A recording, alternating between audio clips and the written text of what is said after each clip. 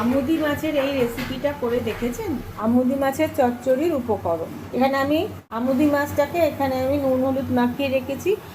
এই মাছের নুনটা খুব সামান্য দেবেন, কারণ এটা নোনা মাছ, তাই জন্য।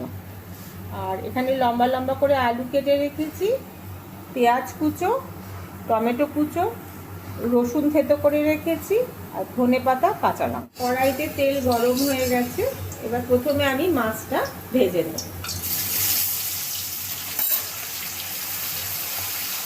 মাছটা ভাজা হওয়া অবধি একটু অপেক্ষা করতে হবে। আমুদি মাছ ভাজা হয়ে গেছে, এবার আমি তেলের মধ্যে 5 ফোড়ন আর শুকনো লঙ্কা দিয়ে দিলাম। শুকনো লঙ্কা 5 ফোড়নটা একটু নেড়ে নিয়ে কেটে রাখা পেঁয়াজ কুচোটা দিয়ে দিই। পেঁয়াজ কুচোটা একটু হালকা ভাজা, পেঁয়াজটা আমার হালকা ভাজা হয়ে গেছে, এবার আমি আলুগুলো দিয়ে দিলাম, রসুন কুচোটা দিয়ে দিলাম।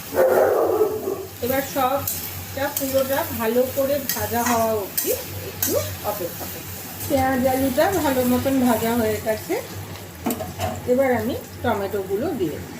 টমেটোটা দিয়ে পরিমাণ মতো নুন দিয়ে দিই, হলুদ গুঁড়ো 1 চামচ, লঙ্কা গুঁড়ো দিই।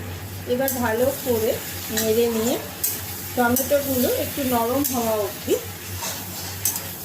ভাজতে হবে। পেঁয়াজ আলুটা আমার ভালো মতন ভাজা হয়ে গেছে, এবার আমি মাছগুলো দিয়ে দিলাম, কাঁচা লঙ্কা দিয়ে দিলাম।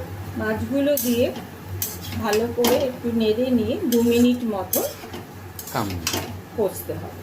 আমুদি মাছের চচ্চড়ি আমার কমপ্লিট হয়ে গেছে, এবার নামাবার আগে ধনেপাতা কুচি দিয়ে দিই।